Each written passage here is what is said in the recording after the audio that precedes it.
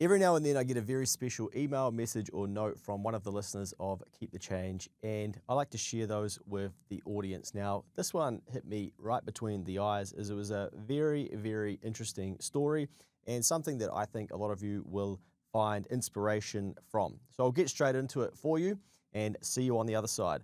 Hi, Luke.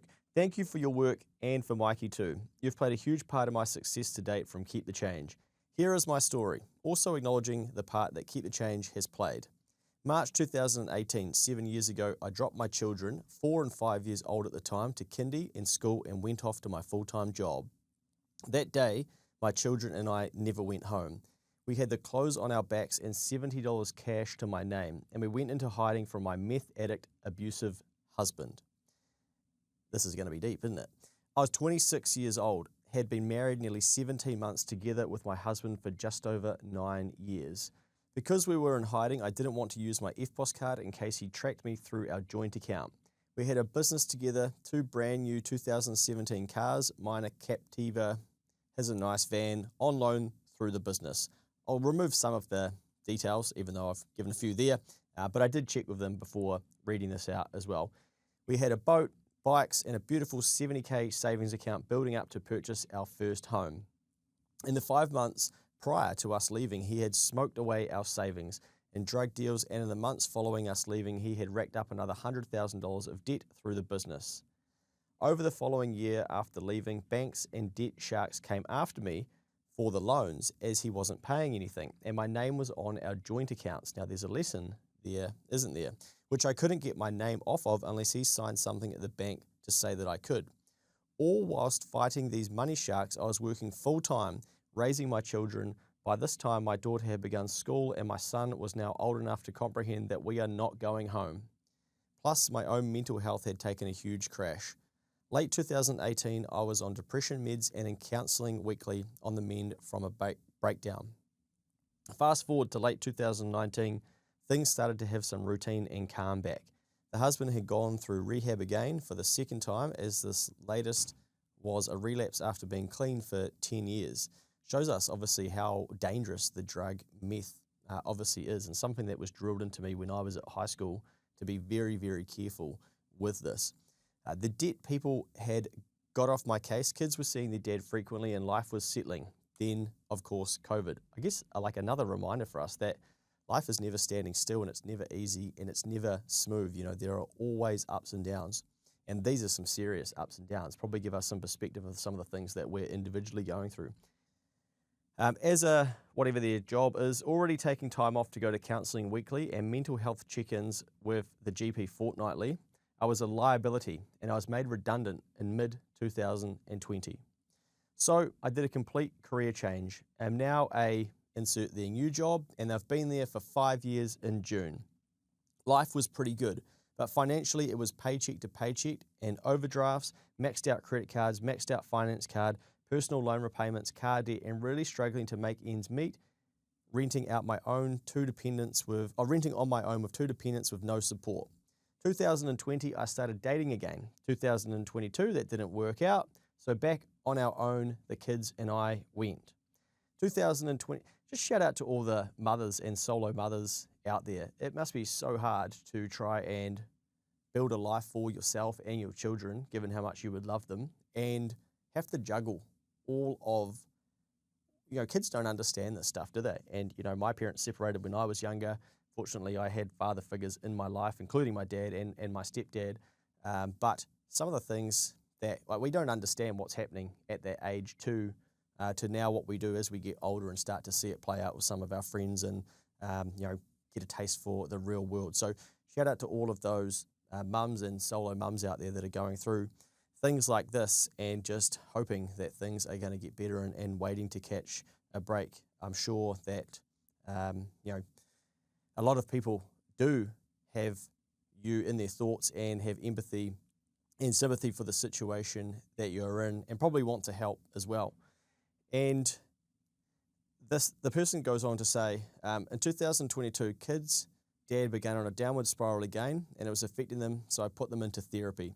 I really clicked with a therapist and began seeing this person myself, a PTSD diagnosis later, and meeting with a budget advisor, which the therapist had organized, I felt like I'd had a positive change in my direction. Now, I've had a few of these emails and notes over the years of doing Keep the Change, which is coming up 5 years of writing to people, random strangers effectively, that have signed up to read some of my musings and my content. And it's really interesting. This is a common theme in these messages that I've had, where somebody has pointed them in the right direction and they have got something going in the right direction for themselves, and they've noticed a positive change. And I actually did a similar readout of one of these years ago, again from a solo mother, and talking about just take forms of action and keep moving yourself forward.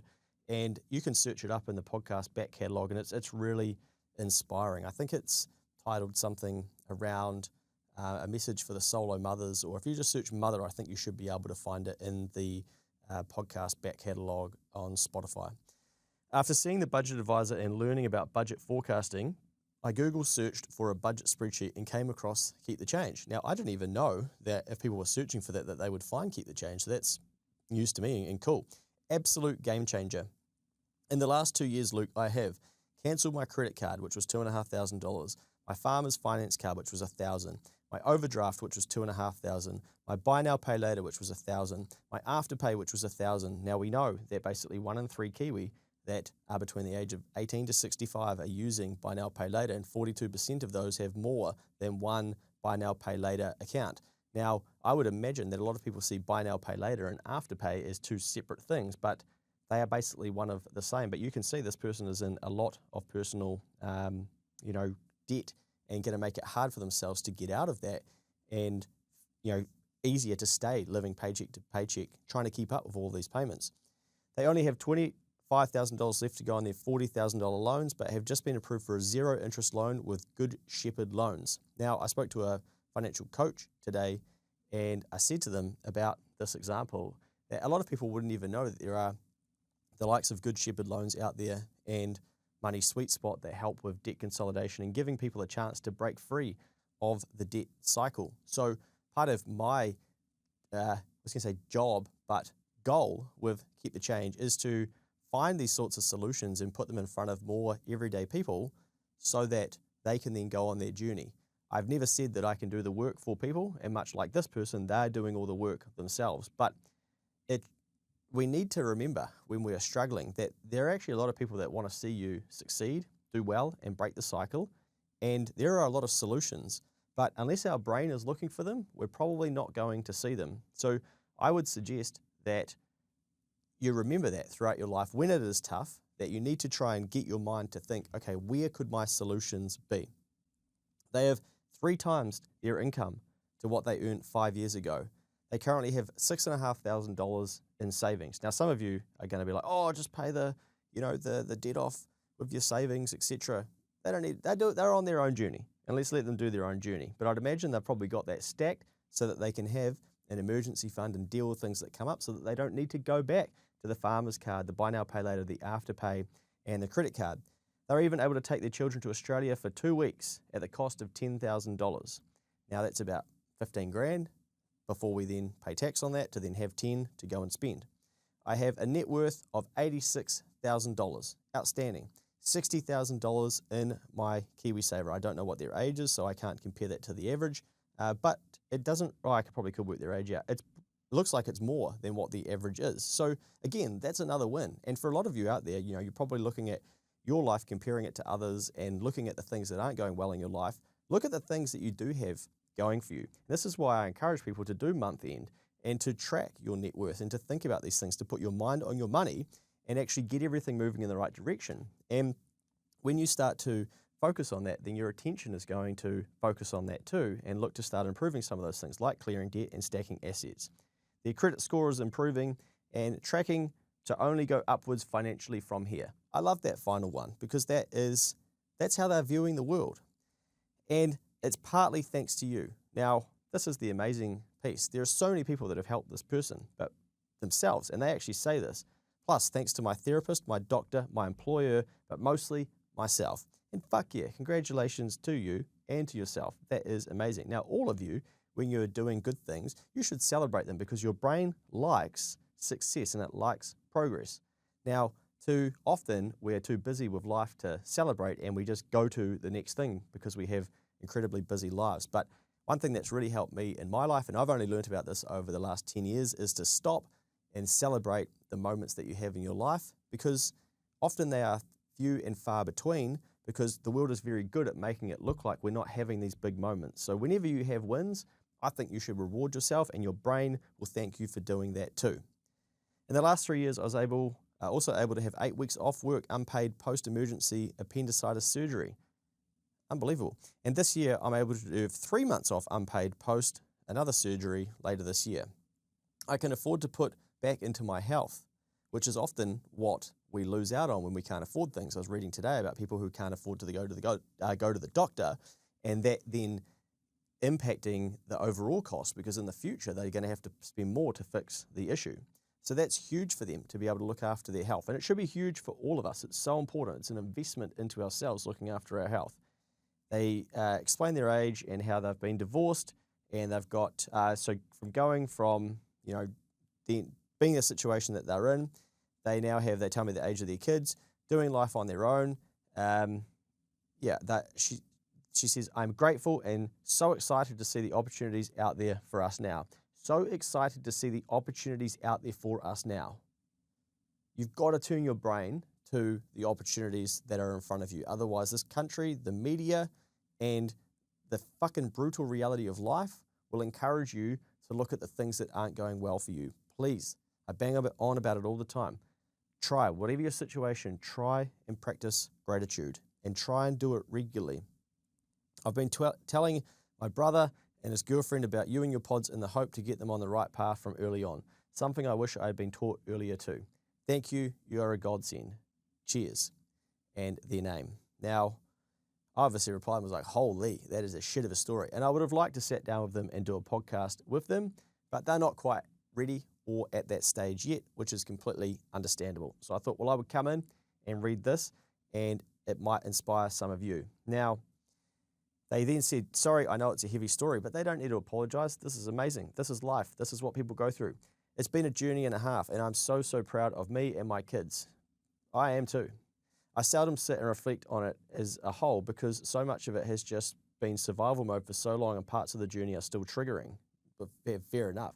I felt like sharing the financial portion of it with you, though, because I'm extremely grateful for your work, and keep the change, and your work needs to be acknowledged. And I do really, really appreciate that. And I appreciate everybody that takes time to say thank you. And even I know there's a whole heap of you that haven't sent a thank you in, but your thank you to me is you taking action. And that is what, and I know that I drill it into people all the time, like take action, do something with this information.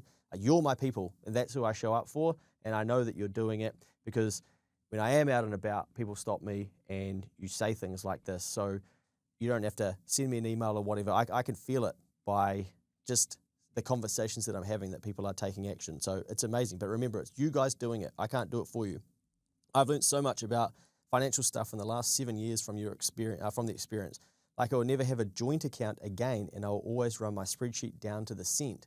So this experience has really made them think about how they're going to do things financially going forward, and even budgeting and understanding that. And maybe, the male in the situation had been doing the financial side of things in the relationship, but, once they separate, then you have to learn this stuff, It has to be learned. And I think there's information going back, years where women didn't do the finances in a household, and it would be the man that would take care of that. But I think those days are long gone. But it's a reminder that often we place all of our trust in somebody else and let them handle something. But sometimes that person can pass away. We can separate. We can, get out of business with them, or whatever it may be. So having a fundamental understanding of these things is very, very important, no matter your situation. I wish I were in a stronger mental and confident position to do a podcast to tell my story. And I believe that this person will get there. To be an example of possible change after being so low and having to work the whole way for it. No parents giving me handouts or inherited money along the way. Just setting a goal, finding my why, and digging fucking deep to give myself and my children a life we deserve. Fuck yes. I'm not there yet though. Maybe in time. I'm afraid of the judgment. I have no issue with you talking about it, using it in a money mail or pod of your own though, and no need to generalize to protect anyone, etc., etc. I hope to one day share my story, maybe even my whole life story, and hope that it helps even just one person. Well, hopefully, by me reading this out, it is helping more than one person, and I'm sure it will be. Still finding my confidence in that puts me in a very vulnerable place when I let the story out, as the success has usually been followed by trauma. Now, this is how they finish the email. Success has been usually followed by trauma. Keep going at what you're doing though, Luke. Now, I went back to them and said, I completely understand and I'm going to create some content on this. But I said, I have one suggestion. Take this line. I'm still finding my confidence, and that puts me in a very vulnerable place when I let the story out, as the success has usually been followed by trauma. Don't let that be your story. Now, we all do this. We all have things like that where we believe that that could be the outcome. Now, what's going to happen is success will be followed by something, and then we will term it trauma. We will believe, I knew it. I knew that it was going to happen because we're focusing on that, and that's what we're going to attract, and that's what we're going to let happen. So sometimes we have to spot shit like this that we do to ourselves, and we have to retell or rewrite it and change the story of it. Jahan, who spoke at Keep the Change Unplugged, his whole presentation is about the story that you tell yourself and how powerful that is. And again, like, some people will think that's woo-woo or whatever, but I have too much data from people who tell themselves a strong story to dismiss trying this. So I said, I want you to write something down and keep it handy where you see it. And we're going to change it to, my success is deserved and will be followed by further success for myself, my family, and others around me. That's a better belief to have. Stay in touch. So I'm looking forward to hearing more from this person and seeing them progress. And I think there are a number of lessons in here, but it just shows us, no matter how low we are, no matter what's going on in our life, when we start taking action and consistent action, it snowballs. And all of a sudden, it's the finance card gone. We've got rid of the farmer's card, the overdraft, the buy now, pay later, the afterpay. Now, it's not just getting rid of those things, it's changing the person who we are. It's becoming somebody different. It is, I don't need that shit anymore, and I will not use it. And I've stacked $6,500. This person wouldn't have had savings like that when they were living paycheck to paycheck. Now, somebody recently said to me, as recent as today, it's probably an hour ago, that people who live paycheck to paycheck can't save any money. Now, I get that, and that's an argument in itself. But again, that's a bad belief to have. Why the fuck would we want to believe that? Why would we want to tell people that? And I don't want to hear that when I'm living paycheck to paycheck. Like, I probably do to feel comfortable, but I don't want someone to come along and be like, oh yeah, you're living paycheck to paycheck, you'll never save any money, you're basically fucked. How is that going to help me? So how is having that belief individually and then telling other people that going to help? Now, it's easy for me to say that because I'm not in that situation anymore, but remember, I created 2TixU, a workshop, a webinar, a YouTube replay, audio podcast replay. It was hours and hours that I sacrificed away from my family, my partner, to help people break the cycle of that. It shows you how to put $5,000 into your back pocket, and that's not a small amount of money.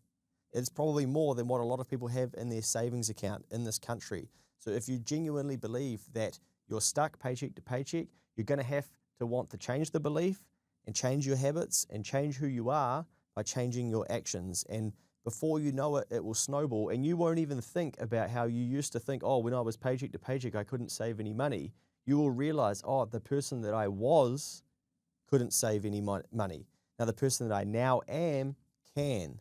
And all that you're going to do is go from paycheck to paycheck, but you're going to stack away the difference. So you have to create the gap. So where most of us are still living paycheck to paycheck because everything comes out and everything gets deployed. For a lot of people, even people that are earning a high amount of income, they're still living like that. And yet they might be saving some, or they might be investing some.